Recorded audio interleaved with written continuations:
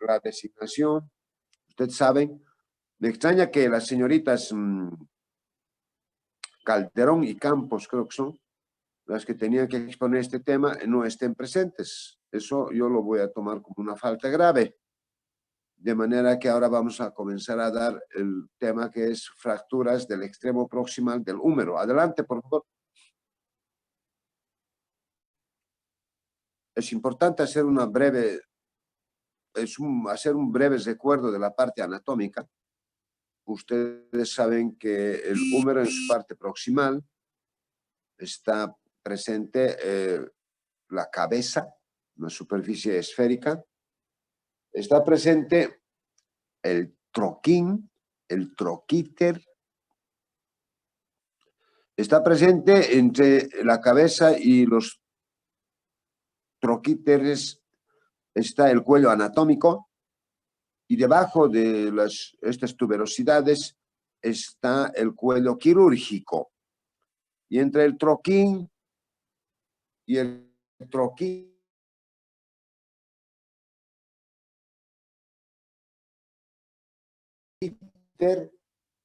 está bicipital, ¿correcto? Esos detalles hay que tomar muy en cuenta. Aquí estamos hablando del troquí y el troquíter como tuberosidad mayor y menor. La siguiente, por favor.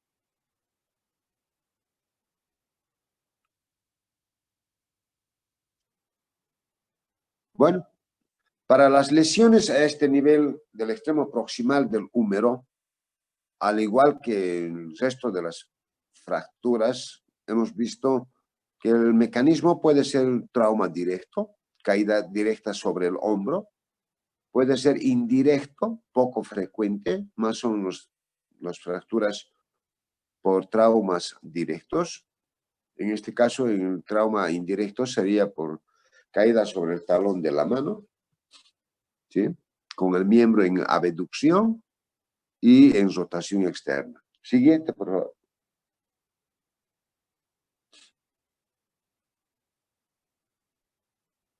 Ahí está.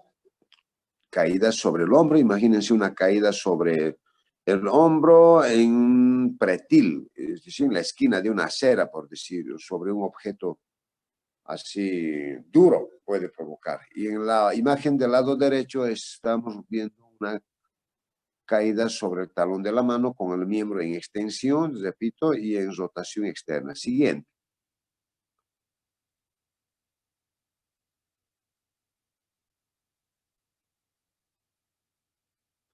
Ahí estamos volviendo a ver la cabeza, el troquíter, el troquín, que forma la zona tuberositaria. La cabeza forma la parte o la porción intracapsular, porque recuerden que hay una cápsula articular que une el acetábulo, ¿no?, con la cabeza del húmero. Y por debajo de la zona tuberositaria está el cuello quirúrgico que les había dicho y ya corresponde después a la parte de la metáfisis, ¿no? Y entre el troquín y el troquíter, repito, está el canal bicipital. La siguiente, por favor.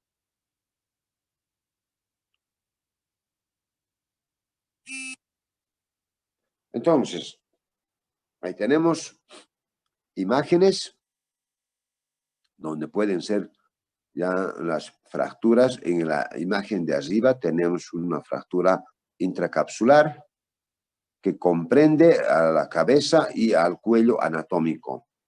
En la imagen del lado derecho tenemos fracturas que comprenden al troquíter o al troquín. Es la zona tuberositaria que hemos llamado.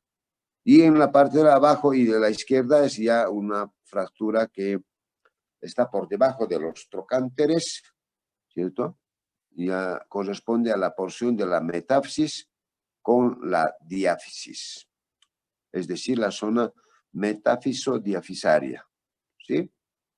Ahora, en cuanto a la conducta, ustedes ya tienen que sacar sus conclusiones.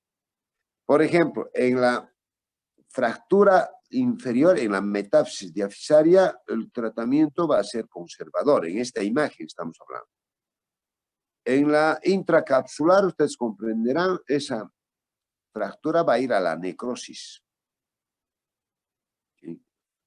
El tratamiento, por ende, va a ser probablemente de una prótesis de húmero, la cabeza del húmero.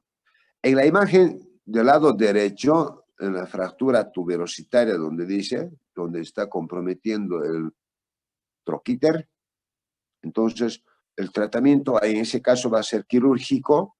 Vamos a tener que utilizar un tornillo para aproximar y hacer con que esa parte tenga que entrar en contacto directo con la superficie, porque los músculos que se insertan en el troquíter hace con que esto se separe del resto del hueso y vaya a la necrosis. Por ende, la indicación es quirúrgica para tener que fijar con tornillos. La siguiente, por favor.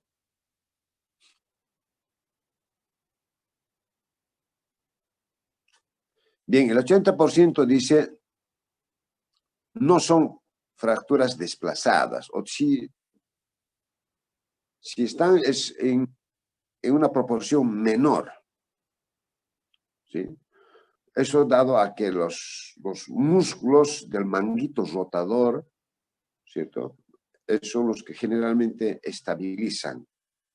Y además la cápsula también tiene mucho que ver para mantener los fragmentos en su lugar. ¿Sí? Y en algunos casos el periósteo no es el que está comprometido, sino que es la cortical simplemente la que está comprometida.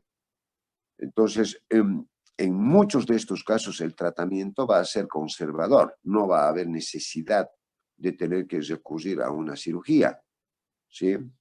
Sobre todo en pacientes ancianos, donde en ellos es más frecuente este tipo de fracturas del extremo proximal del húmero, en las personas mayores.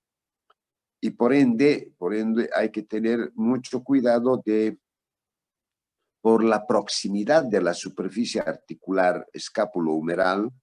Entonces, el tratamiento sí tendría que ser, digamos, 6 semanas para la consolidación de una fractura. En estos pacientes se va a tener que reducir el tiempo y a comenzar a partir de la segunda semana, comenzar la rehabilitación, haciendo ejercicios pendulares del brazo para evitar la rigidez articular de la escápula humeral, ¿no? Y para evitar las miositis osificantes que dan en los músculos del manguito rotador. Por eso es que a partir de la segunda semana, de los 15 días, ya comenzamos a hacer la rehabilitación. Se envía al paciente a fisioterapia para que el fisioterapeuta oriente, ¿no? Porque si solamente va a hacer fisioterapia de 40 minutos en un centro, en un gabinete de fisioterapia, y en su casa no hace nada, entonces es lo mismo que nada. Entonces, el fisioterapeuta va a orientar al paciente para que a su vez él en su casa continúe haciendo la rehabilitación, los ejercicios orientados. Adelante, por favor.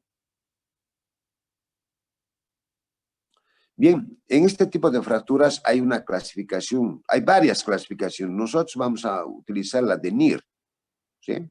Esta se basa en el número de fragmentos desplazados, primero en el número de fragmentos y después en la forma de los fragmentos, si están o no desplazados. ¿Sí? Entonces, en las dos cosas vamos a considerar. No, aquí en el texto dice, ¿ya?, en el grado de desplazamiento y no en el número, pero nosotros vamos a aplicar las dos cosas. ¿Ok? Siguiente.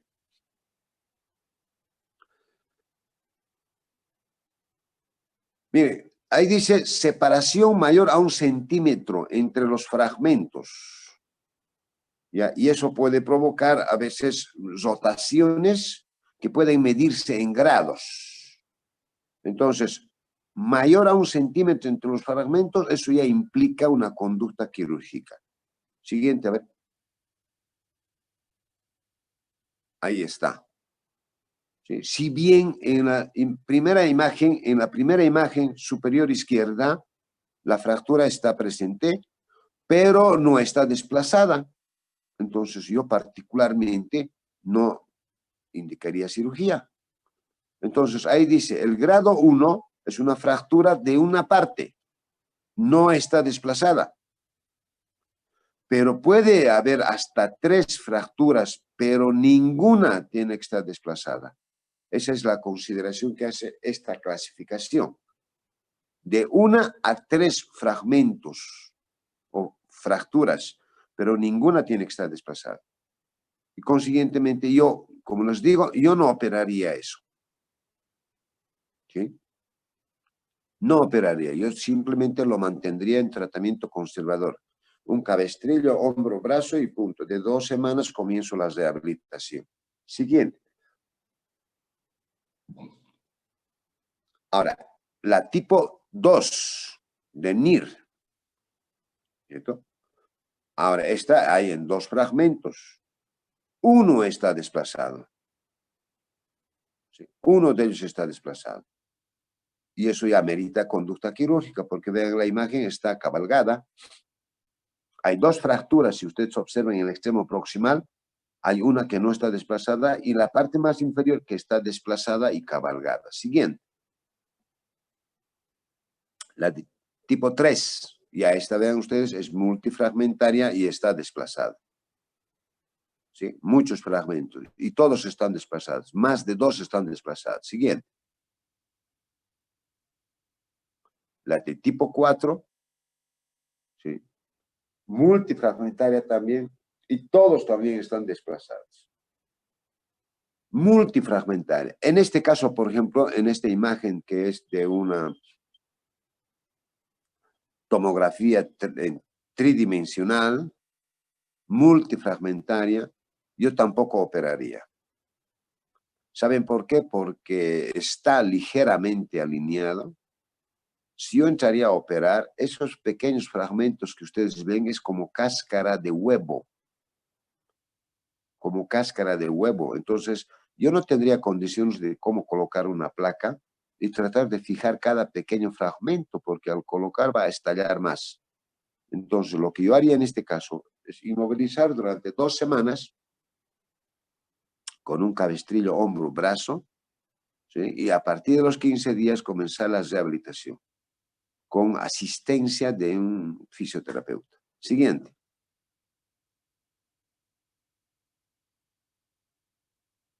La clínica, los síntomas típicos de todo dolor, de toda fractura. ¿Sí? Ahora hay que evitar los movimientos en los primeros días. ¿Sí? Va a haber un edema considerable, puede haber equimosis también, puede haber, dependiendo de los fragmentos, crepitación, impotencia funcional. Signos específicos no vamos a encontrar. Siguiente.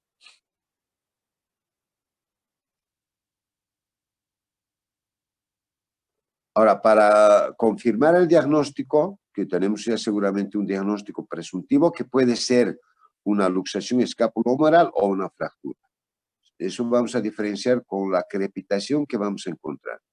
Ahora, esto vamos a confirmar el diagnóstico mediante los exámenes complementarios, en este caso radiografías.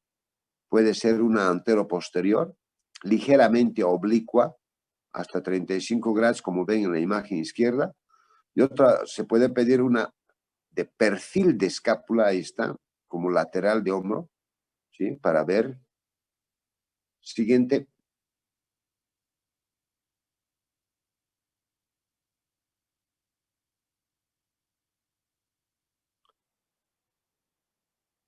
Siguiente, por favor. O podemos pedir una tomografía. En la tomografía vamos a tener más precisa el tipo de fractura. Siguiente.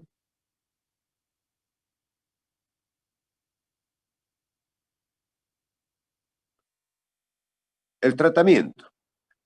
Yo comentaba en la clase de ayer con el otro grupo sobre una paciente que yo tuve hace unos 15 a 18 años atrás.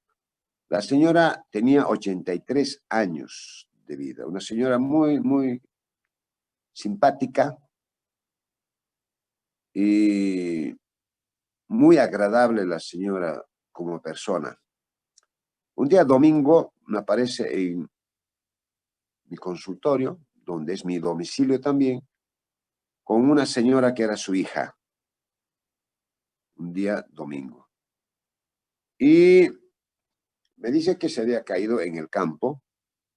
Yo le di una orden para que le hicieran radiografía. Y volvió esa misma mañana de domingo con su radiografía. Yo vi que la fractura era de tipo 3, de NIR.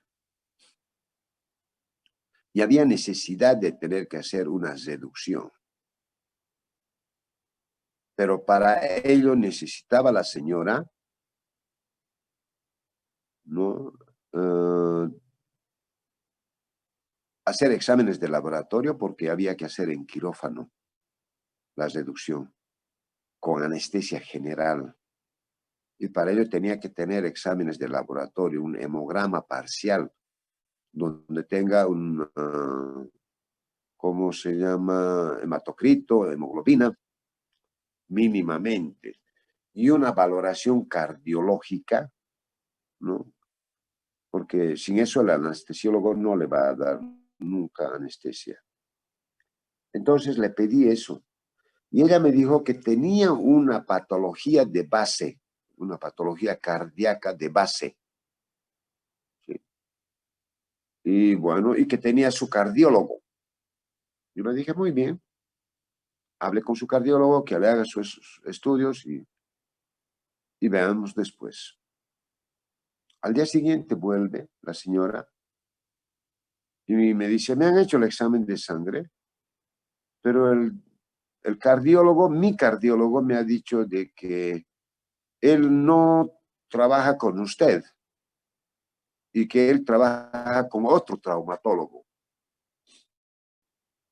Me sorprendió eso, ¿no? Porque yo pensé que en Sucre no había todavía esos grupos de logias así.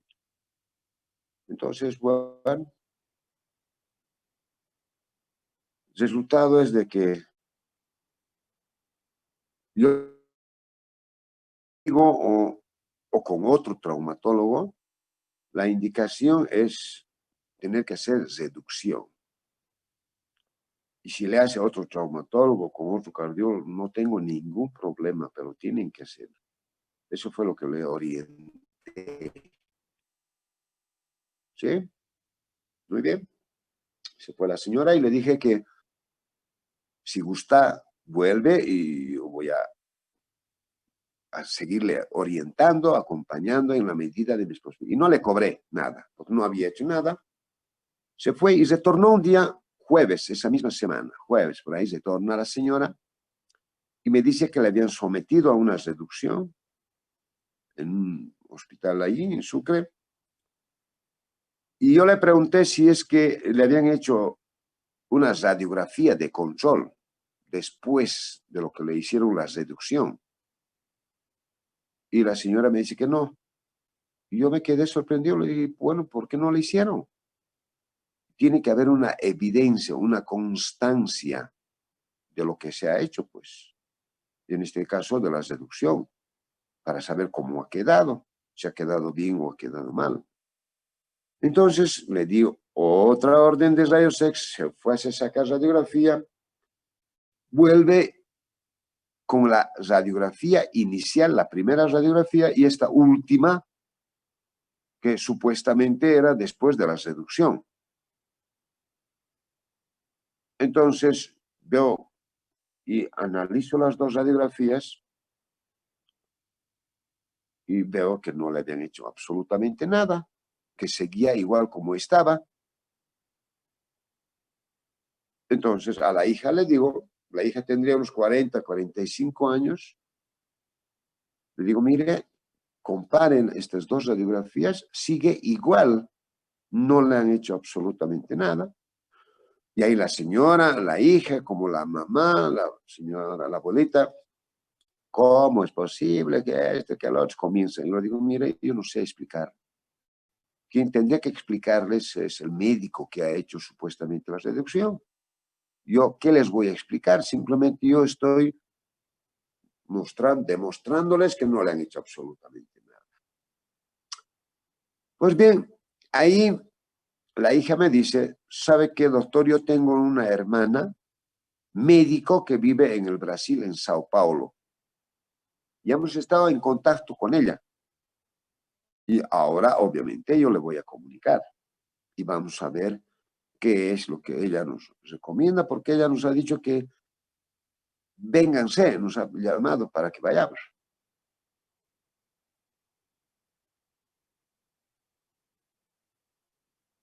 Y bueno, vamos a tener que, ante esta situación, vamos a tener que ir.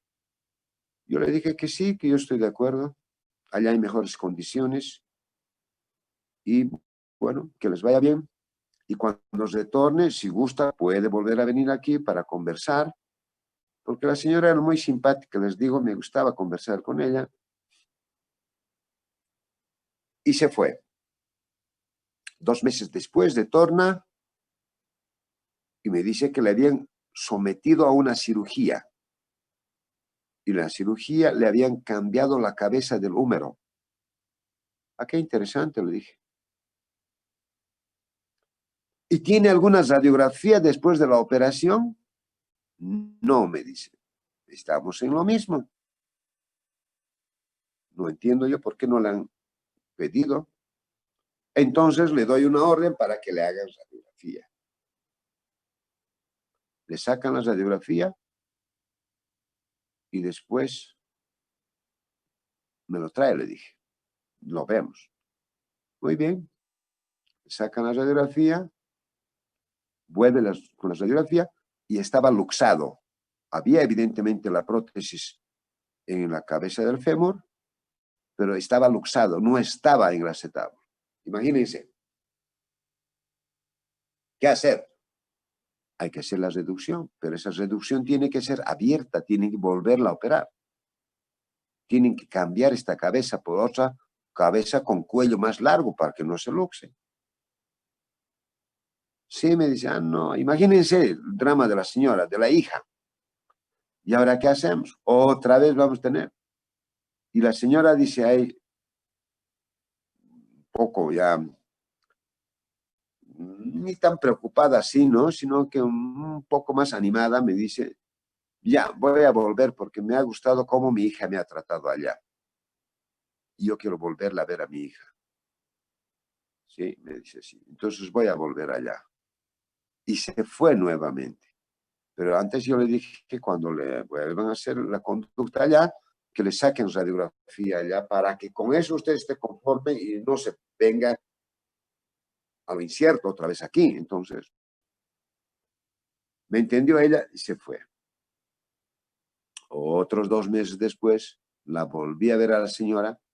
Esta vez la señora me apareció con unos 25 mangos, esa fruta, mangos, ¿no ve? ¿Conoce? Con esos 25 me apareció porque la señora es del lado del río Chico y tenía su huerta, qué sé yo, por allá y tenía sus árboles fritales. Fue ahí donde se accidentó. Y esta vez ya había época de esa fruta y esta vez me vino con unos 25 frutas de eso. Me acuerdo, la señora muy simpática. Y la última vez que la vi, bueno, estaba todo perfectamente bien, ella ya estaba rehabilitada, ya estaba manejando todo. Y es un caso que me quedó grabado por las características de la evolución de esta señora. La siguiente, por favor. Entonces ahí el tratamiento dice conservador cuando el desplazamiento es mínimo. Cuando es mucho también yo nos recomendaría operar. En algunos casos excepcionales se puede ir a la cirugía.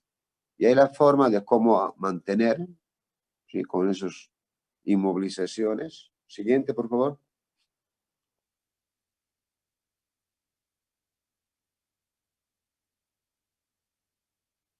Siguiente. Ahí está, miren, esa es una imagen de una prótesis. ¿Sí? en las fracturas multifragmentares la única indicación. Siguiente, por favor.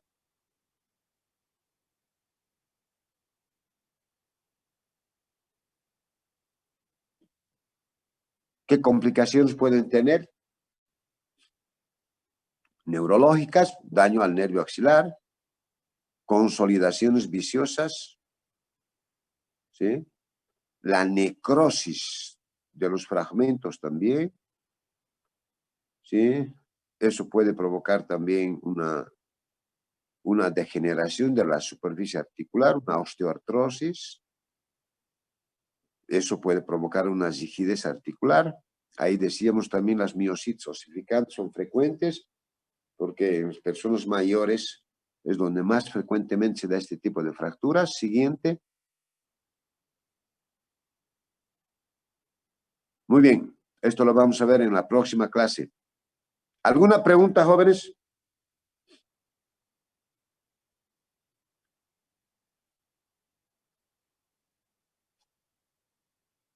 ¿Alguna duda que tengan?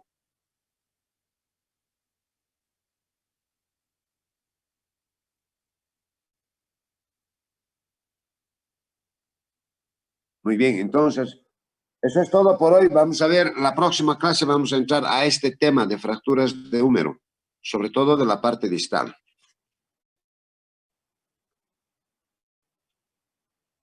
Muy bien, gracias. Cuídense, que Dios nos proteja, nos bendiga. Hasta la próxima. Hasta luego, doctor. Hasta luego, Gracias, doctor. doctor. Hasta luego. Hasta luego, doctor. Cuídense. Chao, chao.